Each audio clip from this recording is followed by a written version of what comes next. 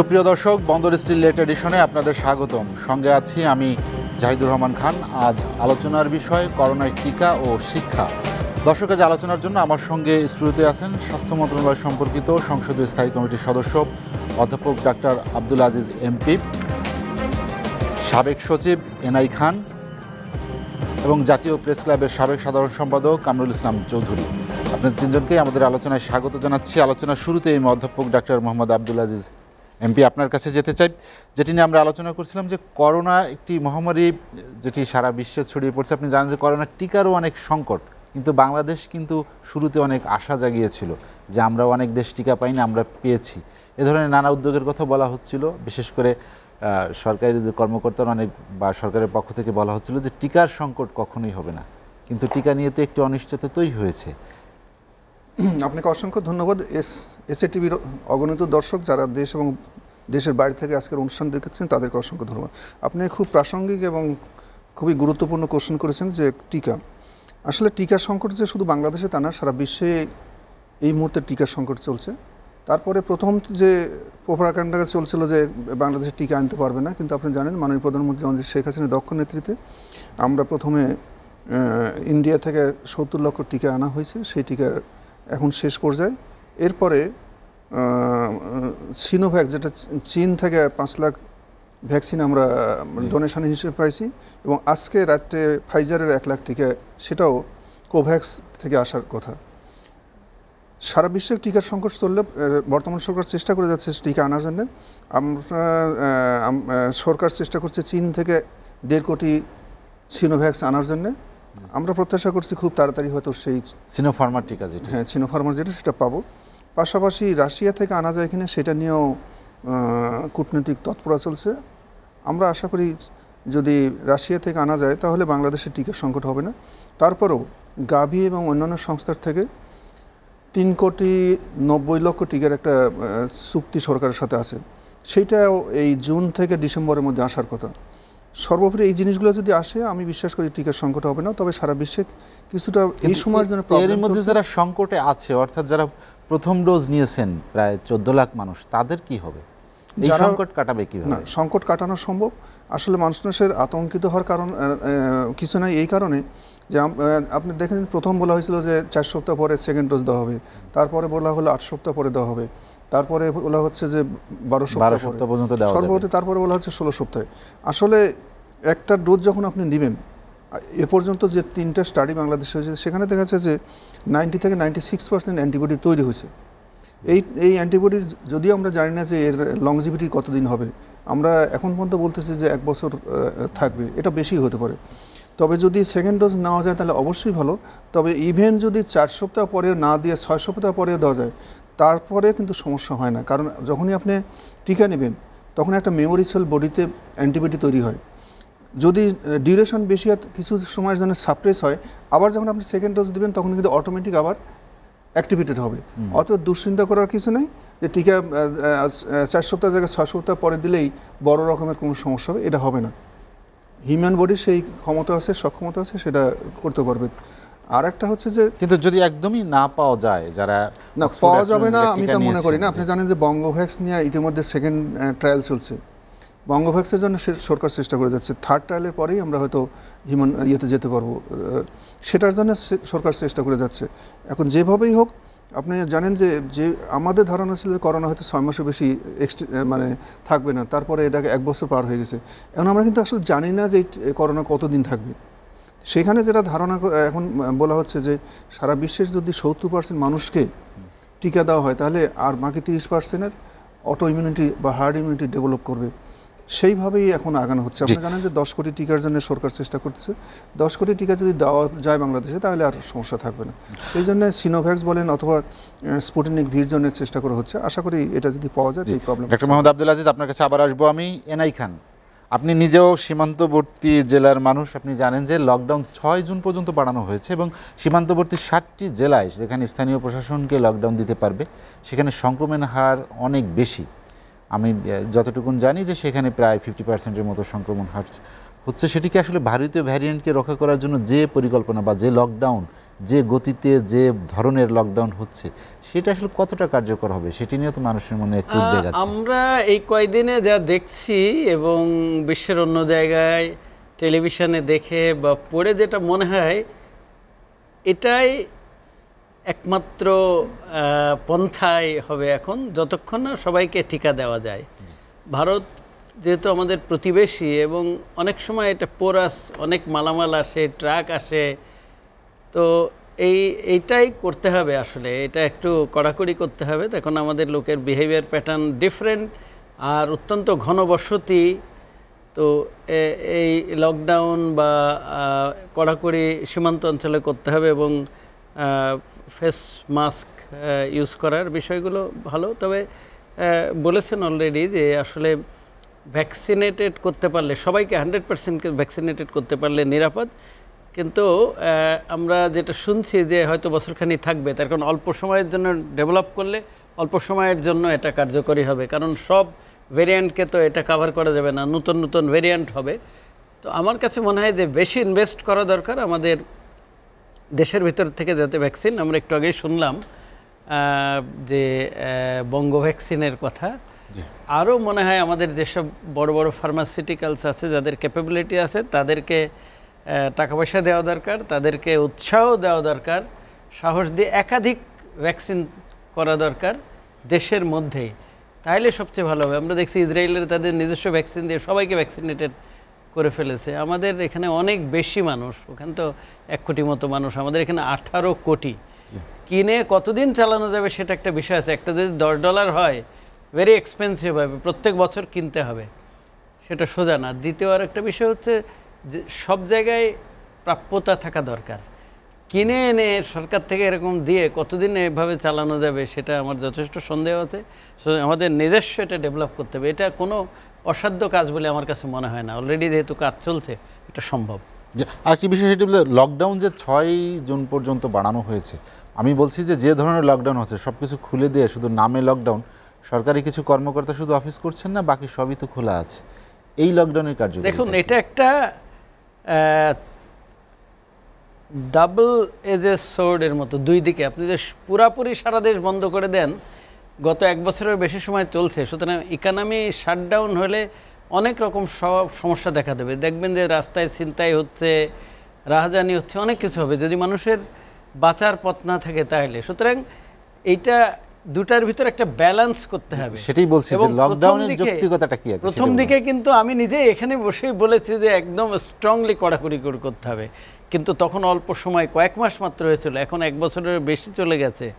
এখন কিন্তু ব্যালেন্স করতে হবে। সম্পূর্ণ শাটডাউন করে দিলে আমাদের ভাগ্য ভালো যে আমাদের দেশের, আমি দেখি কৃষিতে কোনো সংকট নেই, সার ওষুধ সবই পাওয়া যায়। আমি নিজেই কাজ করছি এখন ভেজিটেবল তৈরি করাই, তো সেখানে আমি দেখছি যে সব কিছু পাওয়া যাচ্ছে। যদি এইসব সমস্যা হয় তাহলে মানুষের খাওয়ার সমস্যা হবে, দুর্বল হবে, আলটিমেটলি আরও বেশি কোভিড হবে। কিন্তু আমরা লক্ষ্য করলাম একটা ইন্টারেস্টিং বিষয়, ইভেন ভারতের চেয়ে আমাদের এখানে অনেক বেটার কন্ডিশন। পৃথিবীর অনেক দেশের চেয়ে, উন্নত দেশের চেয়ে আমাদের এখানে কিন্তু কম মানুষ মারা গেছে, কম বেশি সংক্রমিত হয়েছে। এগুলো আসলে গবেষণার বিষয়, কেন হচ্ছে এটা, কি কারণে, এবং অনেক কিছু আমরা নতুন করে শিখছি, আমাদের বিশেষজ্ঞরাও শিখছে।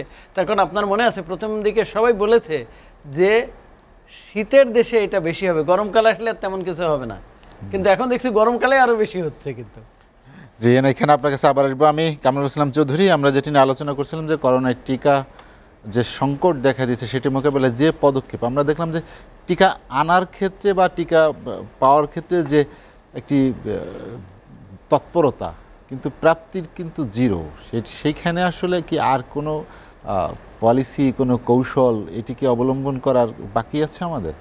না, আমাদের আসলে হচ্ছে কি যে একটু অ্যাগ্রেসিভ পলিসি নেওয়া উচিত এই মুহূর্তে।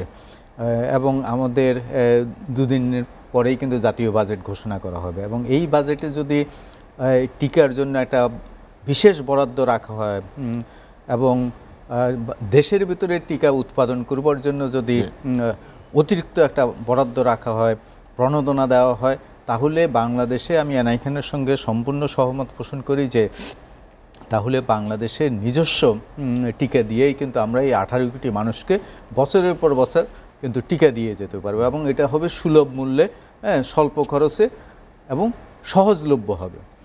কিন্তু আমরা যদি বিদেশ থেকে যদি আমদানি করতে যাই তাহলে এটা কিন্তু খুবই এক্সপেন্সিভ হবে, হ্যাঁ, কস্ট ইফেক্টিভও হবে না। আর 18 কোটি মানুষকে বা 18 কোটির একটা বড় অংশ মানুষকে, গরিষ্ঠ অংশ মানুষকে যদি টিকা দিতে যাই তাহলে এটা আমাদের জন্য বাজেটের উপরে একটা এক্সট্রা প্রেশার ক্রিয়েট করবে। সেই প্রেশারটা আমাদের পক্ষে সামাল দেওয়া কঠিন হবে। তবে আমি মনে করি যে রাশিয়ার সঙ্গে যে চুক্তিটা হচ্ছে এবং দেন দরবার চলছে, কূটনৈতিক তৎপরতা, সেক্ষেত্রে আমি আশাবাদী যে সেখান থেকে বেশ কিছু টিকা পাওয়া যাবে। এমনকি চীনের কাছ থেকেও বেশ কিছু টিকা পাওয়া যাবে। তবে চীনের ক্ষেত্রে এটা এক্সপেন্সিভ হওয়ার সম্ভাবনাটাই বেশি, বা অন্য সূত্র থেকেও আরও কিছু টিকা পাওয়া যাবে।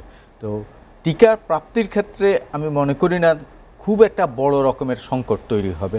সরকার চাইলেই এবং বাজেটে যদি বরাদ্দ থাকে তাহলে আমরা আন্তর্জাতিক অঙ্গন থেকে টিকা পাবো। কিন্তু আমাদের একটু প্রয়াস থাকা উচিত দেশের ভিতরে আমরা যদি বঙ্গজকে যদি একটু এনকারেজ করি এবং অন্যান্য প্রতিষ্ঠানকে যাদের সক্ষমতা আছে, কারণ বাংলাদেশের ওষুধ শিল্পে কিন্তু আমাদের একটা বড় রকমের সাফল্য হচ্ছে যে আমাদের দেশের বেশ কিছু ম্যানুফ্যাকচারিং কোম্পানি আছে যেগুলো আন্তর্জাতিক মানের, বরং আমরা অন্যান্য দেশে ওষুধ রপ্তানিও করি।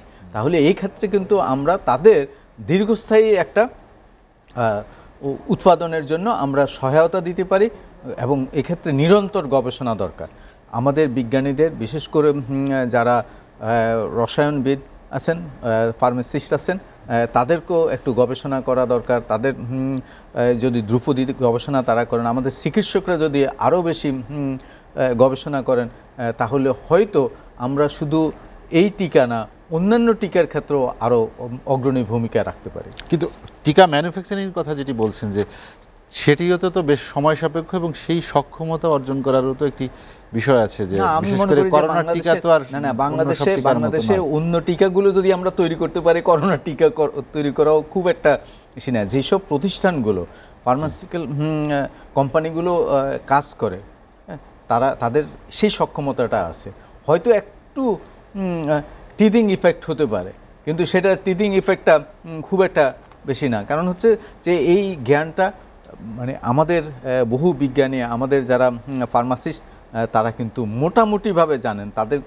তাদেরকে একটু প্রশিক্ষণ দিলে, দরকার হলে আমরা বিদেশ থেকে কিছু এক্সপার্টও আনলাম, বিদেশ থেকে কিছু বিজ্ঞানীকে আনলাম, হ্যাঁ, স্বল্প সময়ের জন্য। কিন্তু আমাদের দেশে কিন্তু গরুর ফুট অ্যান্ড মাউথ যে ভ্যাকসিন, এটা আমাদের দেশে তৈরি হয়, ওটা তো ভাইরাস ডিজিজ। সুতরাং এটা সম্ভব, এটা চেষ্টা করলে সম্ভব। ইনসেপ্টা ফার্মাসিউটিক্যালস কিন্তু ভ্যাকসিন তৈরি করে। ভ্যাকসিন তৈরি করা যে খুব বেশি কঠিন তা না। ইভেন যে অ্যাস্ট্রাজেনিকার যে ভ্যাকসিনটা, সেটা কিন্তু সারা বিশ্বের এই যে 700 কোটি মানুষের জন্য তৈরি করা সম্ভব না। আর ভারতে যদি তৈরি হতে পারে, বাংলাদেশে কেন পারবে না? জেনেটিক যে ভ্যাকসিনগুলো তৈরি হয় তার একটা লিমিটেশন আছে। তবে যে জিনিসটা উনি বলেন, খুব ভালো কথা বলছেন, যে বাংলাদেশের নিজস্ব একটা প্রোডাকশনে যেতেই হবে, কোনো বিকল্প নেই। যদি এই করোনা দীর্ঘদিন সাস্টেইন করে, অর্থাৎ এখন 1 বছর পার হয়ে গেছে, এটা যদি 2 বছর 3 বছর যদি হয়, তাহলে মানে হাউ মেনি ডেজ, আপনি কতদিন এই টিকাটা কিনবেন? একটা ডোজের জন্য যদি আপনি $10 দিতে হয়, এই 17 কোটি মানুষের যদি আমরা 12 কোটি বা 13 কোটি মানুষকে ভ্যাকসিন দিই, যদি 12 বছরের উপরেই আমরা চিন্তা করি, তাহলে কিন্তু সেই সংখ্যাটা খুব অনেক বেশি। এই 12 কোটি লোককে যদি 2টা ডোজ দিতে হয়, তাহলে 24 কোটি প্রত্যেকের জন্য আপনি 24 কোটি লাগতেছে। পাশাপাশি প্রত্যেকের $10 করে হিসাব করেন কত টাকা বাজেট আসে। এটি যে বিশাল একটা বাজেট, যেটা আমাদের জন্য একটা বাজেটে বড় রকমের একটা প্রেশার পড়বে। যার জন্যে যে বঙ্গভ্যাক্স তৈরি হতে যাচ্ছে, এটাকে আরও এনকারেজ করা দরকার। এই বঙ্গভ্যাক্স তৈরি হতে হতে পাশে এইটা আস্তে আস্তে বঙ্গভ্যাক্স আস্তে আস্তে যেন মানুষ সাফার না করে, সেই জন্য চীন বলি অথবা রাশিয়া, যেখান থেকে হোক আমাদের ভ্যাকসিনগুলো কালেক্ট করা দরকার। পালে পারে হয়তো আমাদের বিশাল জনগোষ্ঠীকে সেভ করা সম্ভব। আমাদের সৌভাগ্য যে অন্য অন্য দেশের চেয়ে আমরা অনেক ভালো আছি। আপনাদের আগে যে প্রশ্নটা করলেন, যে ভারতীয় ভ্যারিয়েন্ট যেটা বলতেছে, ট্রিপল মিউটেটেড ভাইরাস। এর আগে আপনি যে শুনেছেন ইউকে ভ্যারিয়েন্ট বললাম আমরা, সাউথ আফ্রিকা অথবা ব্রাজিল ভ্যারিয়েন্ট, যেটা নিয়ে আমরা সবচেয়ে ভীত ছিলাম, যেটা বাংলাদেশ হয়ে গেছে, সেটা কিন্তু আগের যে ভাইরাস ছিল তার চেয়ে 10 গুণ ক্ষমতা সম্পন্ন। আর এখন যে ট্রিপল মিউটেড ভাইরাস এটা কিন্তু আরও বেশি ক্ষমতা সম্পন্ন, এবং যখন আপনি ডায়াগনোসিস তখনই দেখা যাচ্ছে লাংসের 35 থেকে 40% এফেক্ট হয়ে যাচ্ছে। তো এরকম একটা ভয়াবহ অবস্থা। এবং আপনি দেখছেন ভারতে প্রতিদিন প্রায় 4000 মতো মানুষ মারা যাচ্ছে, 3 লক্ষর বেশি মানুষ সংক্রমিত হচ্ছে। আর আমাদের যেটা সমস্যা সেটা হচ্ছে আমাদের বর্ডারের 4 ভাগের 3 ভাগ ভারত দ্বারা পরিবেষ্টিত। শুধু তাই না, আমাদের ধরেন বৈধ পথে যে লোক যাতায়াত যদি দিনে কয়েক লক্ষ যায়, তার সে অবৈধ লোক পথে অনেক বেশি লোক ভারতে যাতায়াত করে। শুধু তাই না, আমাদের বেশ কিছু সীমান্ত হাট আছে যেখানে 2 দেশের মানুষই এসে হাট বাজার করে। তো এই যে সংমিশ্রণ প্রতিনিয়ত হওয়ার একটা সম্ভাবনা, সেখান থেকে কিন্তু সরানোর সম্ভাবনাটা বেশি, যেটা ইতিমধ্যে বর্ডার এলাকাতে সরকার সিলগালা করার পরে কিন্তু আমাদের এই ঝামেলাটা হয়ে গেছে। এখন সব মানুষকে যদি সচেতন হয়, বর্ডার এলাকা লকডাউন, আপনি যে লকডাউন বলছেন এখন উনি খুব সুন্দর বলছেন, তারপর আমি একটু বলতে চাই লকডাউন না নাকি যে আপনি আটকা রাখি আর কোথায় যেতে দেবেন না। কিন্তু কিছুদিন আগে আমি একটা রিক্সাওয়ালাকে জিজ্ঞেস করছিলাম যে এখন লকডাউন হচ্ছে, তুমি বের হয়েছে কেন? কয় স্যার আমার করোনা হলে 20 দিন বাঁচবো, আর না খেয়ে তো 24 ঘন্টার বেশি থাকতে পারবো না, আমি খাবোটা কি? আপনি তো একটা মানুষ, আপনি কিন্তু 24 ঘন্টা না খেয়ে তার থাকতে পারবেন না, সম্ভব না। তাহলে খাওয়ার জন্য আপনাকে বের হতেই হবে। আপনি লকডাউন করতে গেলে কিন্তু এই 17 কোটি মানুষকে গভর্নমেন্ট খাবার দেওয়া সম্ভব না। বাস্তবতার উপরে যদি দাঁড়ান, সেইখানে যে আমাদের মাননীয় প্রধানমন্ত্রী যে সিদ্ধান্তটা নিয়েছিলেন যে আমাদের ইন্ডাস্ট্রিগুলো চলবে, পাশাপাশি আমরা করোনা মোকাবেলা করব। ব্যাপক জনগোষ্ঠীকে যদি আমরা রাস্তায় নামতে দিয়ে তাদের দৈনন্দিন কাজটা শেষ হয়ে গেলে তারা যদি ঘরে যায় এবং যদি স্বাস্থ্যবিধি মেনে চলে, সামাজিক দূরত্ব বজায় রাখে, তাহলে কিন্তু এটা মোকাবেলা করা খুব কঠিন বলে আমরা মনে করি না। মানুষ আরো বেশি সচেতন হলে হয়তো লকডাউন বা বিধিনিষেধের খুব একটা প্রয়োজনও পড়ে না। আমরা হার্ড ইমিউনিটির কথা বলতেছি, যে ধরেন আপনি যদি এই ঢাকা শহরে যে কটা স্টাডি হয়েছে সেখান থেকে হচ্ছে যে 92% মানুষ করোনায় আক্রান্ত হয়ে গেছে এবং সিমটমলেস। এই মানুষগুলো সবচেয়ে ভয়ঙ্কর, যে আপনার করোনা হয়েছে আপনি জানেন না, এবং একজন আক্রান্ত ব্যক্তি কিন্তু 1000 থেকে 3000 মানুষকে পর্যন্ত সংক্রমিত করতে পারে। এরকম একটা ভয়াবহ জিনিস, যে বিশেষ করে বস্তিতে এবং বিভিন্ন জায়গায় যে ঢাকা শহরে মানুষগুলো বাস করে, এদের অনেক সংখ্যক মানুষ আক্রান্ত হয়েছে কিন্তু তাদের কোনো সিমটম ছিল না, এবং তারা কিন্তু একজন থেকে আরেকজন মানে ছড়িয়ে। ডাক্তার আব্দুল আজিজ, আপনার কাছে আবার আসবো, আমরা একটা বিরতি নিব। দর্শক, বন্দর স্টিল লেট এডিশনে নিচ্ছে একটা বিরতি, ফিরবো শীঘ্রই, সঙ্গেই থাকুন।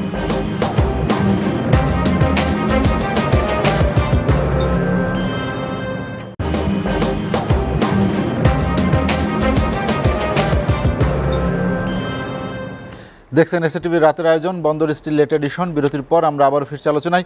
এনআই খান, যেটি নিয়ে আমরা আলোচনা করছিলাম যে বিশেষ করে করোনাকালীন সময় সবচেয়ে বেশি ক্ষতিগ্রস্ত হয়েছে শিক্ষা খাত, আপনি নিজেও জানেন।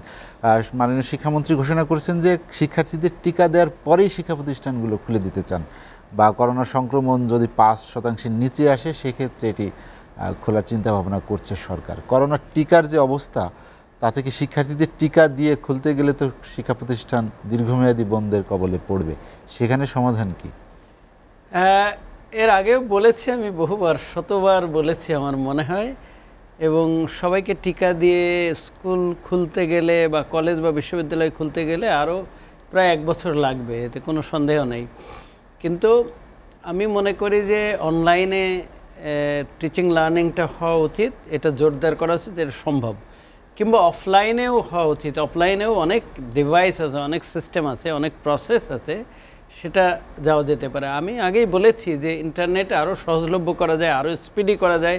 আমাদের মনে হয় যে 700 মেগাহার্টসের একটা আছে, 2600 মেগাহার্টসের আছে, এই যে স্পেকট্রাম আছে সেগুলো রিলিজ করা উচিত এই স্পেকট্রামে, এবং বিনা পয়সায় টেলকোদের দিয়ে দেওয়া উচিত। ট্যাক্স নেওয়া উচিত, এবং ট্যাক্স হয়তো ভেরিয়েবল ট্যাক্স হতে পারে, যেটা স্কুলে যেটা দিচ্ছে শিক্ষার্থীরা ইউজ করছে সেখানে হয়তো ট্যাক্স ফ্রি, অন্যদের ক্ষেত্রে ট্যাক্স, তাহলে সবাই ইন্টারনেট পাবে। 2 হচ্ছে ডিভাইস, যন্ত্রপাতির বিষয়। আমি দেখেছি আসলে, আমি একটা স্কুল একটা কলেজ চালাই, আমি দেখি এটা অসুবিধা না, ধার করে বা অন্যভাবে। আমরা দেখেছি আমাদের ছোটোবেলায় যে বিয়ে হচ্ছে একটা, আরেকজনের একটা শাড়ি নিয়ে পরে গেছে, তখন তো অনেক অভাব অভিযোগ ছিল, সেরকম একজনের ডিভাইস দিয়ে মা বাবা ভাই বোন চাচা তাদের দিয়ে ক্লাস করতে পারে। কিন্তু আমি আরেকটা জিনিস মনে করি, এটা শুনলে অনেকে হয়তো উৎসাহ প্রকাশ করতে পারে, কিন্তু আমাদের একটা এক্সপেরিয়েন্স আছে। আপনি জানেন যে মোবাইল ফোনে কোনো বাংলা ছিল না, এবং আমি যখন মাননীয় প্রধানমন্ত্রীর দপ্তরে ছিলাম তখন A2I-এর NPD ছিলাম, তখন আমরা গোপনে করেছি। তার কারণ আপনার মিডিয়ার লোকেরা তো হইচই করবে, সেখানে গোপনে একটা আমরা নিজেরা তৈরি করেছিলাম কিবোর্ড, জামি নামের একটা ছেলেকে দিয়ে। কিবোর্ড বানিয়ে বিশ্বের সব মোবাইল কোম্পানিকে পাঠিয়ে দিয়েছি, দিয়ে বলেছি বাংলা কিবোর্ড তোমার এখানে যদি না থাকে আমি আমদানি করতে দেব না। এবং এটা চিঠি দেওয়ার পরে এখানেও আমরা সার্কুলার তৈরি করেছি, তারপরে যখন আসছে দু একটা কনসাইনমেন্ট আমরা কনফিসকেট করাই দিয়েছি কাস্টমসকে দিয়ে। তখন কিন্তু বাধ্য হয়েছে অনেকে, আইফোন তখন আমাদের কথা শুনেনি, কিন্তু এখন দেখেন কি সুন্দর বাংলা আছে এর ভিতরে। সুতরাং স্টেপ বাই স্টেপ এটা হয়। ঠিক সেরকম আমি মনে করি এখন যে ফিচার ফোন আছে ছোট, এটা ব্যান করে দেওয়া উচিত, বাংলাদেশে আমদানি করতে দেওয়া উচিত না। এটা ওই স্মার্টফোন আমদানি করতে দিলে তখন অটোমেটিক্যালি ইকোনমি অফ স্কেলের জন্য এটা সস্তা হবে, সবাই ব্যবহার করবে। এবং অটো কিন্তু অনেককে এডুকেট করা যায় ইউজ মানে টেকনোলজি কিন্তু শেখার না, ব্যবহার করলে সে শেখা যাবে। তাহলে প্রত্যেকের বাড়ি বাড়ি থাকবে, সস্তা হবে, লেখাপড়ার জন্য অসুবিধা হবে না। অনেকে হয়তো এটা প্রশ্ন করতে পারেন, কিন্তু আমি এর আগেও আপনার এখানে মনে হয় একটা কথা বলেছি, আমি বলছি যদিও আমি কখনো সেটা আমি এলিজেবল না বা হব না, সে থিওরিটিক্যালি আমি যদি ইলেকশন কমিশনার বা চিফ ইলেকশন কমিশনার হতাম আমি কি করতাম, আমি বলতাম যে এই সিল দেওয়া মার্কার ভোট হবে না, ভোট হবে কি যারা দাঁড়াবে তাদের নাম লেখা থাকবে এবং যারা ভোট দেবে তারা টিক দিয়ে ভোট দেবে। তাহলে কি করতো, একটা ইউনিয়নে 2000 বড় জোর ভোটার থাকে, 13 জন মেম্বার চেয়ারম্যান দিয়ে তারা রাতে দিনে বসে সবাইকে লেখাপড়া শেখাতো, কিন্তু কারণ তার পক্ষে ভোট দেওয়া লাগবে। এবং একজনে না 3-4 জন মাস্টার হয়ে যেত, তখন প্রত্যেক ক্যান্ডিডেটের একজন মাস্টার, অটোমেটিক কিন্তু সবাই লিখতে পড়তে হয়ে যেত। সুতরাং কিছু জিনিস আছে কম্পেল করতে হয়। আমি আরেকটা কথা বলি, মুজা মডেল কম্পেল করা মানে কি বন্দুক ধরে করা না।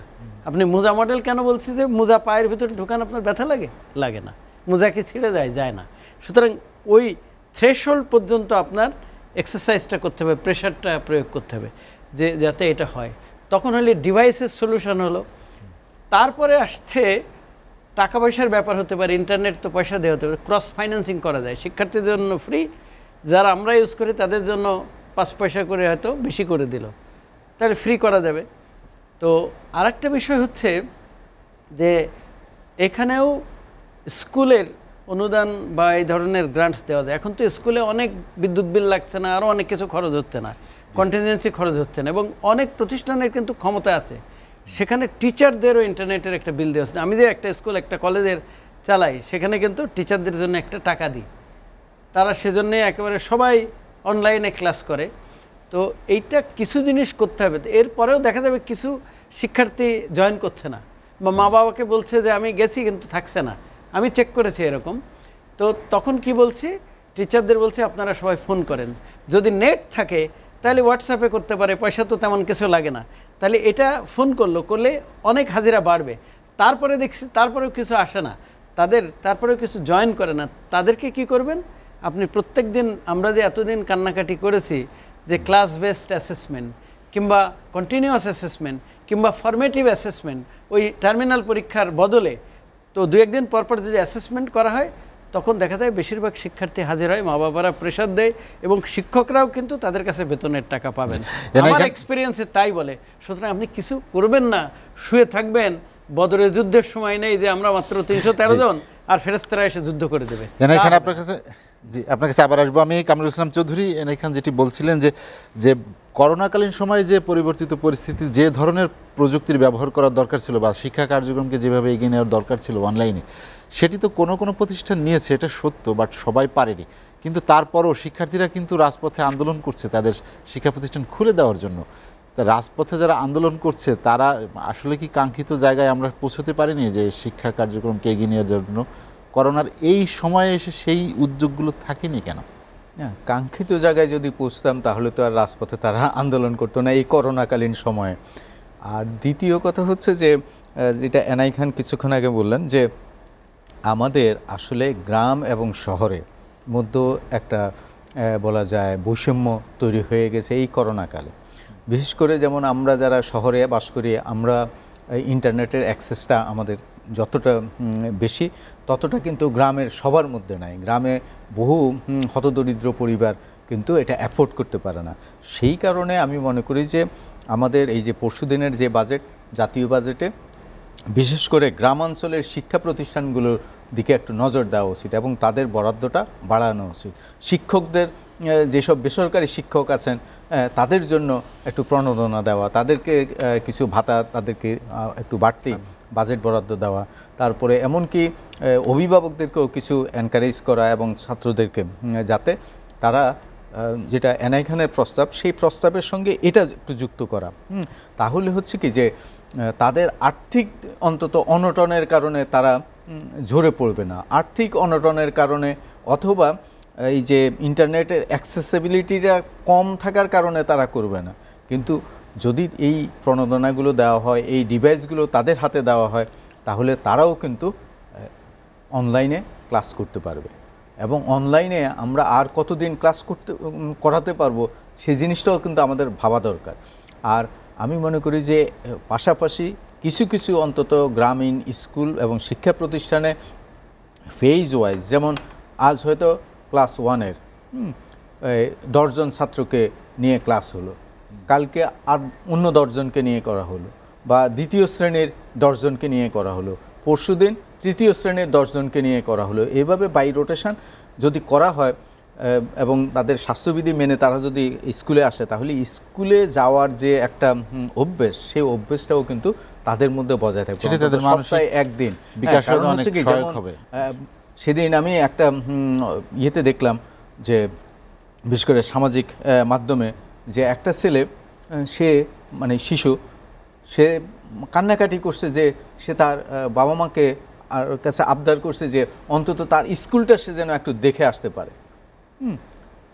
তো এই যে যাদের যাবার আকুতি, সেই আকুতিটাও স্বাস্থ্যবিধি মেনে সে যদি যেতে পারে, তাহলে আমার মনে হয় অন্তত আমাদের শিক্ষার যে অবস্থা, আমরা 1971 সালে দেখেছি যে আমাদের পুরো একটা শিক্ষাবর্ষ সেবার নষ্ট হয়ে গেছিল, এবং সেটা কিন্তু কাভার করতে আমাদের আরও 3-4 বছর কিন্তু লেগে গিয়েছিল।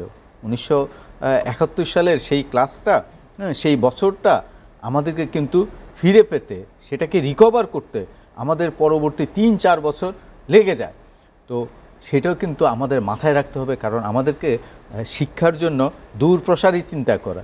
যেমন আমরা তো উন্নত দেশের দিকে যাচ্ছি, হ্যাঁ, তো মাননীয় প্রধানমন্ত্রী তার অভিব্যক্তি, তার যে অভিষ্ট, সেই অভিষ্ট যদি আমরা অর্জন করতে চাই, তাহলে আগামী 20 বছর 15 বছর বা 10 বছরের কথাটা আমাদের মাথায় রাখতে হবে, এবং সেইভাবে আমাদের কর্ম পরিকল্পনা, শিক্ষার নির্ঘণ্টটা তৈরি করতে হবে, পথ নকশাটা তৈরি করতে হবে, এবং তার জন্য বাজেটে এখন থেকেই অ্যালোকেশন দেওয়া, বিশেষ করে ধ্রুপদী গবেষণা, এই গবেষণার জন্য মানে দূরশিক্ষণ, সেই ক্ষেত্রে গবেষণা, তারপরে হচ্ছে এই যে ইন্টারনেটের আরও কী কী উপায়ে আমরা ছাত্রছাত্রীদের মাঝে, শিক্ষকদের মাঝে এবং প্যারেন্টসদের মাঝে, অভিভাবকদের কাছে আরও মানে কাছাকাছি যেতে পারে, সেই বিষয়ে নিরন্তর গবেষণা দরকার।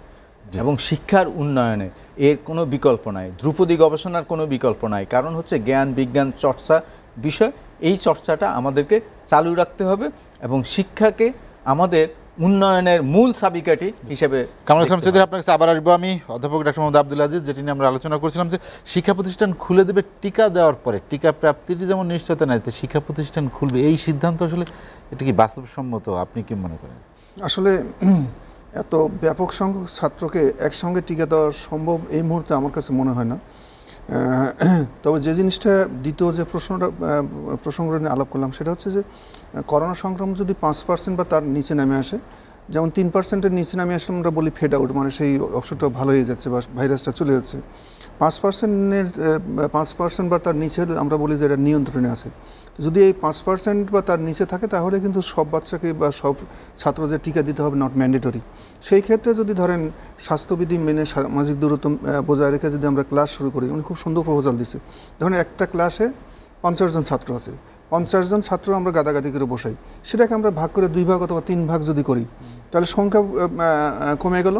আপনি 3 বার, আর শিক্ষকরা যদি কষ্ট করে এই ক্লাসগুলো 3 বারে নেয়, 1 ঘন্টার জায়গায় 3 ঘন্টা যদি ক্লাস নেয়, তাহলে প্রবলেম সলভ হলো। এবং যে ছাত্রগুলো আসবে তাদের যদি আমরা মুখে মাস্ক পরাই, স্বাস্থ্যবিধি মেনে চলি, তাহলে কিন্তু প্রবলেম হওয়ার কথা না। এবং এখন পর্যন্ত সারা পৃথিবীতে যেটা দেখতে পাচ্ছি আমরা, যে বাচ্চাদের মৃত্যুর হারটা এখনও অনেক কম। হ্যাঁ, তাদের আমরা বলি কোমরবিডিটি কম, তাদের ডায়াবেটিস, হাইপারটেনশন, হার্টের সমস্যা নাই, অ্যাজমা সমস্যা বাচ্চাদের অনেক কম থাকে।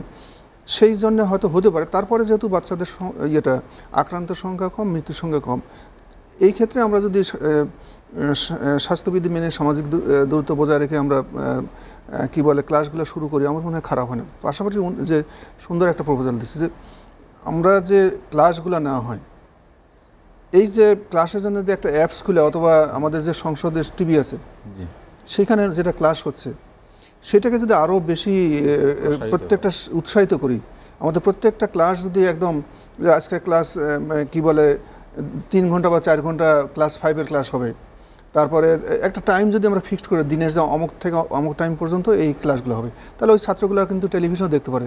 পাশাপাশি যদি আমরা ইন্টারনেটগুলোকে ছাত্রদের জন্য ফ্রি করে দিই, অন্যদের বাড়া দিলাম, যারা একটা কি বলে কর্পোরেট অফিসে কাজ করে অথবা অন্য জায়গায় দেই, সেদের চার্জটা বাড়াতে ছাত্রদের জন্য ফ্রি করে দিলাম। স্মার্টফোনগুলো যেমন ঢাকা ইউনিভার্সিটি তারা বলছে যে তারা 20,000 ছাত্রকে স্মার্টফোন দেবে, খুব বেশি যে বাজেট লাগে তা না, এবং সরকার কিন্তু সেটা ইউজিসি অনুমোদনও দিয়েছে। এবং একটা স্মার্টফোন কিন্তু এখন খুব বেশি টাকা লাগে না, 6,000 থেকে 12,000, 10,000, 12,000 টাকার খুব সুন্দর স্মার্টফোন পাওয়া যায়। সেই ফোন দিয়ে কিন্তু আমরা মোবাইল ডাটাটাকে যদি ছাত্রদের জন্য ফ্রি করে দিয়ে ওই মোবাইল ডাটা দিয়ে করতে পারে, অথবা কি বলে ব্রডব্যান্ড বলি বা যে আমাদের নেটের সুবিধা আছে সেগুলো ব্যবহার করে কিন্তু আমরা ছাত্রদের ক্লাস নিতে পারি। তবে সর্বোপরি যে কথাটা বললেন যে ছাত্ররা দীর্ঘ সময় ধরে ঘরে থেকে এদের একটা মানসিক সমস্যা হয়ে গেছে। আমরা ডাক্তার আমরা দেখি প্রতিনিয়ত ছাত্রদের অ্যারোগেন্ট হয়ে যাচ্ছে, তাদের বাবা মার সাথে অনেক সময় খারাপ ব্যবহার করছে, ঘরের মধ্যে কতক্ষণ বসে রাখা যায়, এই টেলিভিশন দেখতেছে, ল্যাপটপ দেখতেছে, কী বলে ট্যাব নিয়ে বসে আছে, এটা তো ভালো জিনিস না। তাদের একটা অ্যাক্টিভিটি, শারীরিক অ্যাক্টিভিটি একদমই হচ্ছে না, যার জন্য তাদের সাইকোলজিক্যাল প্রবলেম হচ্ছে। যার জন্য আমরা মনে করি যদি এই সংক্রমণটাকে আমরা 5%-এর নিচে নামা নিয়ে এসে যদি আমরা ক্লাসগুলোকে ওরকম ভাগ করে দিয়ে, একটা ক্লাস বেশি ছাত্র যাতে 2-3টা ভাগ করে দিয়ে আমরা নিতে পারি, তাহলে তাদের এই যে ছাত্র স্কুলে যাবে এটাই তার সহজ প্রবৃত্তি। ওখানে যে খেলাধুলা করবে, মারামারি করুক অথবা বন্ধুদের সাথে মেলামেশা করবে, এটাই তো তারা চায়। বাবার সাথে কতক্ষণ কথা বলবে, তার বয়সের সাথে বাবার বয়সের ডিফারেন্স তো অনেক বেশি। এবং আপনি দেখেন যে একটা পরিবারে যদি 2টা বা 3টা সন্তান থাকে, সেই সন্তানদের যে বিহেভিয়ার, আর যে বাসায় শুধু একটা সন্তান আছে অন্যান্য সবাই অ্যাডাল্ট, সেই বাচ্চার আচরণ কিন্তু এক হয় না। বাচ্চার সাথে মিশতে হবে, তার সমবয়সের সাথে যদি না মেশে তাহলে তো যে তার ব্রেনের পরিপক্কতা বা ম্যাচুরিটি যেটা আমরা বলি সেটার মধ্যে একটা বড় রকমের ডিফারেন্স হয়। এটা খুবই একটা খারাপ জিনিস। তারপরে যৌথ পরিবার এবং একান্নবর্তী পরিবারের মধ্যেও তফাৎ আছে, অনেকগুলো আছে। এগুলো মানে পেডিয়াট্রিক সাইকোলজি নিয়ে কথা বলতে গেলে অনেক কিছু বলতে হবে। যার জন্য আমরা মনে করি যে সংক্রমণটাকে যদি আমরা নিয়ন্ত্রণ করে ছাত্রদের যদি আমরা ক্লাসগুলোকে ভাগ করে দিই, তাহলে আমার মনে হয় তাদের শারীরিক যে সমস্যা আমরা বলতেছি সেটার সমস্যার সমাধান হয়, আমাদের পাশাপাশি ক্লাসগুলো নিয়ে আমরা ছাত্রদের। ডাক্তার মোহাম্মদ আব্দুল আজিজ, আমরা আর একটা বিরতি নিব। দর্শক, বন্দর স্টিল লেট এডিশনে নিচ্ছে আর একটা বিরতি, ফিরবো শীঘ্রই, সঙ্গেই থাকুন।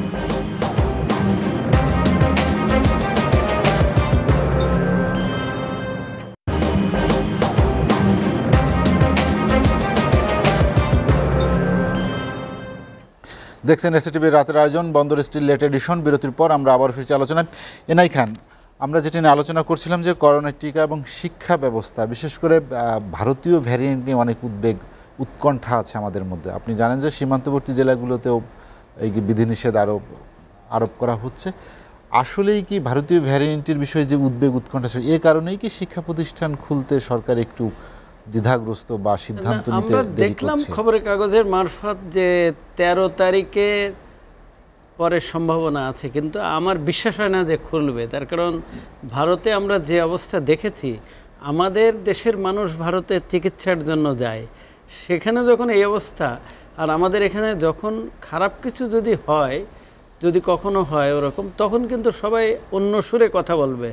আপনার নিশ্চয়ই মনে আছে, আমার একটা ইউটিউব চ্যানেল আছে এনআই খান, আমি সেখানে করোনা আসার সাথে সাথে শিক্ষকের কী করণীয়, প্রধান শিক্ষকের কী করণীয়, অভিভাবকের কী করণীয়, এটা দিয়েছি। এবং প্রথমে আমি বলেছি যে তখনকার দিনে বলেছি স্কুল খোলা যায় এইভাবে খোলা যায়, এবং সবাই কিন্তু খুবই আপত্তিকরভাবে অনেক মন্তব্য করেছে, সেখানে আমি দেখেছি। তখনকার চেয়ে এখন পরিস্থিতি আরও অনেক খারাপ, কিন্তু আমাদের চিন্তা করে কাজ করতে হবে। চিন্তা না করে হুইমজিক্যাল কোনো কাজ করা যাবে না। আমি মনে করি যে এখন ওয়াচ করতে হবে ভারতীয় ভ্যারিয়েন্টের কী অবস্থায় দাঁড়ায়, তারপরে খুলতে হবে। 13 তারিখে আমি বিশ্বাসই করি না যে সরকার এটা খুলবে, আমার বিশ্বাসই হয় না, এটাই বলতে পারি আর কি। দিনক্ষণ চূড়ান্ত না হলেও যে প্রস্তুতি থাকা দরকার, বা শিক্ষা প্রতিষ্ঠানগুলোকে নিয়ে যাতে ছাত্র বিক্ষোভ যেটি হচ্ছে সেক্ষেত্রেও তো নজর রাখার দরকার। এখন প্রথম দিকে কিন্তু বন্ধ করার জন্য বিক্ষোভ করেছে, এখন আবার খোলার জন্য বিক্ষোভ করে। তো এইটা অনেক দিন যাবৎ বসে আছে বেকার সেই জন্যে। কিন্তু প্রথম দিকে আপনার খেয়াল আছে কিনা, এখনও কিন্তু একই অবস্থা। এখন চিন্তা করে খুলতে হবে। ভারতের এই পরিস্থিতিটা না হলে আমাদের এখানে খোলা যেত। এবং দুইজনই বলেছেন, আমি মনে করি এটা ঠিক। আমাদের অনেক স্কুল আছে টিচারের চেয়ে শিক্ষার্থী কম, এবং গ্রামাঞ্চলে কিন্তু বেশি না। আরবান এলাকায় আমাদের টিচার স্টুডেন্ট রেশিও কিন্তু অ্যাডভার্স। তো সেখানে খোলা যেত। কিন্তু আমার ব্যক্তিগত মতামত, এতদিন বললে এখন মনে করি আরও কিছুদিন দেখতে হবে যে ভারতের এইটার গতিবিধি কী, তারপরে খুলতে হবে। আর ততদিন পর্যন্ত অনলাইনে অফলাইনে অন্যভাবে চালানোই সঠিক হবে। তবে ভেরি ইন্টারেস্টিং কিছু বিষয় আছে। ইতিমধ্যেই কিন্তু হেলথ মিনিস্ট্রি এমবিবিএস পরীক্ষা টরীক্ষাও নিয়েছে, আপনারা খেয়াল করছেন নিশ্চয়ই, এটা ভর্তি পরীক্ষা নিয়েছে। সুতরাং তারা যখন পারলো, তাহলে আমাদের এখানে কেন পারলো না? ওইটা তো আরও কঠিন কম্পারেটিভলি। তো আমি তো প্রথম থেকেই বলেছি, আগের থেকে আসলে টুকটাক নেওয়া উচিত ছিল এই ক্লাসগুলো ওইভাবে বিভিন্নভাবে। কিন্তু আসলে আমরা প্রোঅ্যাক্টিভ না। প্রোঅ্যাক্টিভ হলে আমরা বাই দিস টাইম অনেক ডিভাইস করতাম। এখনও আমি মনে করি যদি স্কুলে যাই তাহলে ওই প্রস্তুতি নাই আমাদের। তার কারণ আমাদের সবাইকে কি মাস্ক দিতে পারবে? সবাইকে পড়তে বাধ্য করতে পারবে না। তার কারণ আমাদের বিহেভিয়ার প্যাটার্ন ডিফারেন্ট। আমি আজকেও আসছি, দেখি যে থুতু ফেললো, তো আমি দেখলাম বাতাসে তার গায়ে এসে পড়লো। এই পাশে হাঁটছে, থুতু দিয়ে দিল, ওর গায়ে এসে পড়ছে। আমি 2বার দেখলাম আজকে। এটাই হচ্ছে বিহেভিয়ার প্যাটার্ন আমাদের।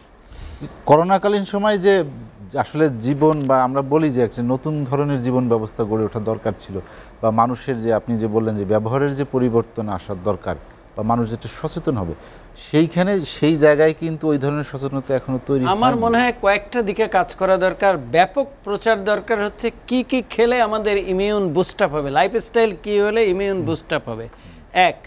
2 হচ্ছে আমাদের আরেকটা বই সংযোজন করা উচিত। সেটা হচ্ছে আমাদের ওয়েলবিংয়ের ব্যাপারে, বাংলায় যাই বলেন। কারণ কিভাবে আমাদের শরীরকে সুস্থ রাখবো, কিভাবে সংক্রমণ থেকে দূরে থাকবো, কিভাবে ভবিষ্যতে আমরা যাতে ওই নন কমিউনিকেবল ডিজিজও যাতে না হয়, সেটার জন্য চেষ্টা করবে। আমাকে কেউ কখনোই বলেনি, অনেক বড় মানুষদের সাথে চাকরি করেছি, কাজ করেছি, ডাক্তারদের সাথে কাজ করিনি, কেউ কখনো বলেনি খেয়েই তুমি ঘুম পড়ো না, এটা খারাপ। তখন তোমার রেস্ট হয় না, তোমার ব্রেনে তো হজম করাতে হয়। কিন্তু তারপরে যখন বাইপাস করেছি তখন ডাক্তার বলল বাই দিস টাইম কাজ শেষ। তো এইটা হচ্ছে, এইসব শিক্ষাগুলো প্রথম থেকেই দেওয়া দরকার। তাহলে আমাদের আয়ু আরও বাড়বে, আমাদের মানুষ সুস্থ থাকবে, প্রোডাক্টিভিটি বেশি হবে। অন্য অনেক দেশের চেয়ে আমাদের দেশের আয়ু বেশি, এটা কিন্তু চিন্তা করার বিষয়। কীভাবে সম্ভব হলো? আমাদের দেশের মানুষের তাজা খাবার খায়, ভেজিটেবলস খায়, অনেক দেশে খাওয়াই যায় না। ইন্ডিয়ার মতো দেশে আমি দেখি দিল্লি, গুজরাটে, মানে আহমেদাবাদে দেখি একেবারে 1 সপ্তাহ 15 দিন 20 দিন পরের ঢেঁড়স তারা খায়, কসকস করে কামড়ায় খেতে হয়। আমাদের অনেক অপরচুনিটি আছে। আমরা অনেক সময় আমাদের দেশটাকে হেলাফেলা করি, আমরা সমালোচনা করি, কিন্তু আমাদের মতো দেশ পৃথিবীতে আমি মনে করি হাতে গোনা কয়েকটা আছে। এনায়েত খান, আপনাকে অসংখ্য ধন্যবাদ। আমাদের আলোচনা শেষ করতে হবে, হাতের সময় কম। কামরুল ইসলাম চৌধুরী, যেটি নিয়ে আমরা আলোচনা করছিলাম, যে করোনাকালীন সময় আপনি বাজেটের কথা উল্লেখ করেছেন, এই বিশেষ সময় বা বিশেষ একটি অবস্থা থেকে উত্তরণের ক্ষেত্রে সংকট মোকাবেলার জন্য যে ধরনের কর্মপরিকল্পনা নেওয়া দরকার, সেখানে বাজেটে আসলে অতিরিক্ত আর কি পরামর্শ থাকা উচিত, বা কি ধরনের প্রস্তাবনা থাকা উচিত? বাজেট তো হচ্ছে আসলে একটা সাংবাৎসরিক একটা দলিল, এবং এই ক্ষেত্রে কিন্তু আমাদের আগামী 1 বছর, আগামী 2 বছর বা 3 বছর বা 5 বছর আমরা কি বাজেট প্রক্ষেপণ করতে চাই, কিভাবে আমাদের জীবনাচারটাকে আমরা সাজাতে চাই, আমাদের শিক্ষা ব্যবস্থাটাকে কিভাবে, কোন দূরপ্রসারী চিন্তার আলোকে আমি নির্মাণ করতে চাই, বা আমার উন্নয়নটাকে আমি জলসবুজের বাংলাদেশটা নির্মাণ করতে আমি কি চাই, সেই জিনিসগুলো সেই রূপকল্পের আলোকেই কিন্তু আমার বাজেটটা হবে। তো সেই বাজেটে যেমন বাংলাদেশ স্বাধীনতার 50 বছরে আমাদের বহু অর্জন আছে। অর্জনগুলো কি?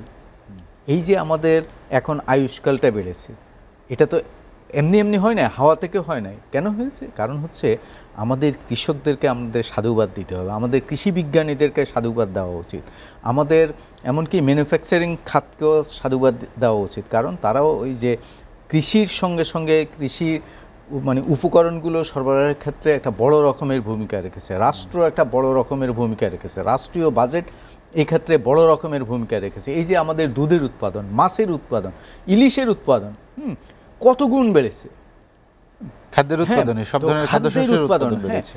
এই উৎপাদন, এমনকি ফলের উৎপাদন, এই যে আমাদের ইমিউন সিস্টেমটা, এই করোনাকালেও আমাদের কৃষকরা যত ফল উৎপাদন করছে, গত এই 10 বছরে যত উৎপাদন হয়েছে, আমি তো মনে করি যে গত 1 বছরে তার চাইতে অনেক বেশি উৎপাদন আমাদের মানে ফলের উৎপাদন, দুধের উৎপাদন, মাংসের উৎপাদন, প্রোটিনের উৎপাদন। এগুলো কিন্তু আমাদের আয়ুষ্কালটাকে বাড়িয়ে আমাদের শারীরিক সক্ষমতাটাকে অনেক বেশি করেছে। তো এই কারণে আমাদের বাজেটের মধ্যে এই খাতগুলোকে আরও প্রণোদনা কিভাবে দেওয়া যায়, বাজেট বরাদ্দটা কীভাবে করা যায়, তারপরে হচ্ছে কি কৃষকদেরকে ন্যায্য মূল্যটা, পণ্যের ন্যায্য মূল্যটা, ফলের ন্যায্য মূল্য, এই যে আম, কাঁঠাল, লিচু, এই যে আমাদের সিজনাল ফলগুলো, এই যে আনারস, বাংলাদেশে এবার যত আনারস হলো উৎপাদন, এখন আনারসের মানে ফল ইয়েটাকে, রসটাকে আমরা কি করে ম্যানুফ্যাকচার করে আমরা বরং রপ্তানি করতে পারি, আমের রস আমরা বিদেশে রপ্তানি করতে পারি, শুধুমাত্র মানে আমরা কাঁচা আম রপ্তানি না করে বা পাকা আম রপ্তানি না করে যদি আমরা ক্যানজাত করে রপ্তানি করি, তাহলে তো আমি ভ্যালু এডিশনটা আরও বেশি পাবো। আমার ভ্যালু এডিশন হবে, আমার এমপ্লয়মেন্ট জেনারেশন হবে। তো এই জিনিসগুলো কিন্তু বাজেটে, এবারের বাজেটে আমি মনে করি যে একটু মানে আউট অফ বক্স চিন্তা করে দেওয়া উচিত, তাহলে আমাদের উন্নয়নটা টেকসই হবে। আর আমাদের জীবন আচারটা অন্তত প্রকৃতি, ধরিত্রীর সঙ্গে মিলিয়ে, মা ধরিত্রীর সঙ্গে সহবাস করা, সহ উন্নয়নটা, জল সবুজের বাংলাদেশ তৈরি, তাহলেই আমরা করতে পারবো, নির্মাণ করতে পারবো। জি, কামরুল ইসলাম চৌধুরী, আপনাকে অসংখ্য ধন্যবাদ। ডক্টর মোহাম্মদ আব্দুল আজিজ, করোনাকালীন সময় স্বাস্থ্য খাত নিয়ে অনেক কথা, অনেক কিছু, তারপরেও এইখান থেকে আসলে মানুষের কাছে তার সেবা পৌঁছে দেওয়ার জন্য কি বিশেষ কোনো বরাদ্দ যেটা দেওয়া হয়? আপনি জানেন যে গতবার দেওয়া হয়েছিল কিন্তু সেটি ব্যয় করতে পারেনি, সেখানে সক্ষমতারও একটি প্রশ্ন থাকে। আসলে শুধু বিশেষ বরাদ্দ দিলেই কি সেই খাতের উন্নতি হয়? আপনি একটা সুন্দর কোশ্চেন করছেন। আসলে বরাদ্দটা যদি ব্যবহার না করা তাহলে সে বরাদ্দ দিয়েটা লাভটা কি? আপনি জানেন গত বছরে এই খাতে 10,000 কোটি টাকা মাননীয় প্রধানমন্ত্রী জননেত্রী শেখ হাসিনা রেখেছিলেন, সেটা হয়তো পুরোপুরি খরচ করতে পারেনি। আমি বলবো সেটা একটা অক্ষমতা। আমি মনে করি যে বাজেটগুলো যদি জনগণের জন্য রাখা হয়, এবং অবশ্যই এটা জনগণের জন্য, সেটা যেন জনগণের মধ্যে প্রপারলি ব্যয় হয়। যে কথাগুলো আপনি বুঝাতে চাচ্ছেন সবাই আমরা বুঝতে পারতেছি, আমি সংসদ সেটা নিয়ে আলাপ করতে চাই না। আমি যেটা বলি যে সততা এবং নিষ্ঠা থাকতে হবে, পাশাপাশি ইনোভেটিভ কিছু চিন্তা থাকতে হবে, পাশাপাশি এই বিশাল জনগোষ্ঠীকে যে আমাকে রক্ষা করতে হবে, যার দায়িত্ব স্বাস্থ্য মন্ত্রণালয়ের, তাদেরকে আরও প্রোঅ্যাক্টিভ হতে হবে। আজকে করোনা কমে গেছে, আবার যে আমরা সেকেন্ড ওয়েভ বলতেছি, সেটার পরে থার্ড ওয়েভ আসবে না এর কিন্তু নিশ্চয়তা নেই। ভারতে বললাম যে যে আমরা ভারতে ভাইরাসের কথা বলতেছি, যে ভারতে ভাইরাস দিয়েছে যে আবার থার্ড ওয়েভ আমার শুরু হয়, তাহলে আমার কি সেই প্রিপারেশনটা আছে কিনা সেটা আমাকে চিন্তা করতে হবে। এবং আমার যদি সেই চিন্তা না থাকে, তাহলে আমি আবার যখন শুরু হয়ে যাবে, তাহলে কিন্তু আমি সেটাকে রক্ষা করতে পারবো না। আমার বিশাল জনগোষ্ঠী, আমার লজিস্টিক সাপোর্ট কম, এটা অস্বীকার করার উপায় নেই। আমার যতগুলো বেড সংখ্যা লাগবে, যতগুলো আইসিইউ লাগবে, যতগুলো ভেন্টিলেটর লাগবে, যতগুলো হাই ফ্লো নেজাল ফ্লো দরকার, সেইগুলো কিন্তু আমাদের নাই। আমাদের যে অক্সিজেন যদি সমস্ত রোগীগুলোকে আবার সে দ্বিতীয় বা প্রথম ফেজের মতো শুরু হয়, তা আবার তো একটা ক্রাইসিস শুরু হবে। আপনি দেখেন সেকেন্ড ফেজে যে অবস্থা তৈরি হয়েছিল ঢাকা শহরে, একটা বেডের জন্য 5টা 7টা 10টা হাসপাতালে ফোন করা লাগতো।